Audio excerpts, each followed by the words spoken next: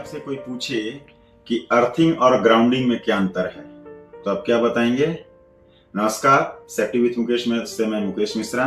आज हम लोग जानेंगे कि अर्थिंग और ग्राउंडिंग में क्या अंतर होता है। तो एक पहले शॉर्ट ब्रीफ में हम बात करते हैं अर्थिंग ग्राउंडिंग। एक होता है इंसान, आदमी, और दूसरा होता है इक्विपमेंट यानी मशीनरी। अर्थिंग आदमी की सुरक्षा करता है और ग्राउंडिंग इक्विपमेंट और मशीनरी की सुरक्षा करता है। अब हम बात करते हैं अर्थिंग के बारे में।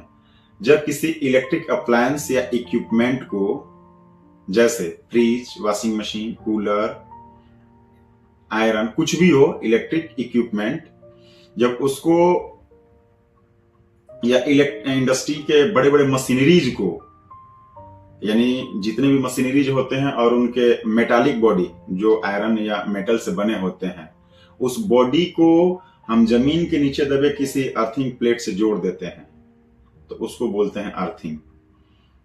यानी कि मतलब कभी ऐसा होता है कि कोई हमारा इक्विपमेंट है, इलेक्ट्रिकल इक्विपमेंट, और उसका कोई वायर कट के उस बॉडी में टच हो गया और कोई इंसान जाके उसको टच करे तो उसका जो इलेक्ट्रिक फ्लो हो वो सीधे वायर के माध्यम से नीचे चला जाएगा।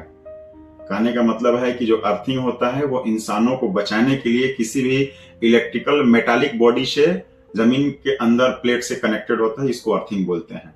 अब हम आते हैं ग्राउंडिंग में। ग्राउंडिंग जो होता है वो हमारे पूरे सिस्टम को सेव करता है। ग्राउंडिंग में जब मशीन की बॉडी जो होता है उसको, उसका जो लाइव सर्किट होता है, लाइव सर्किट को सीधे हम जमीन से कनेक्ट करते हैं। यानी जो ग्राउंडिंग है, कभी कोई बिजली ऊपर से गिर जाए या कोई ओवर लोडेड हो जाए, ओवर ज्यादा पावर हो जाता है तो वो पूरे सिस्टम को और ट्रांसफार्मर को जलने से बचा लेता है।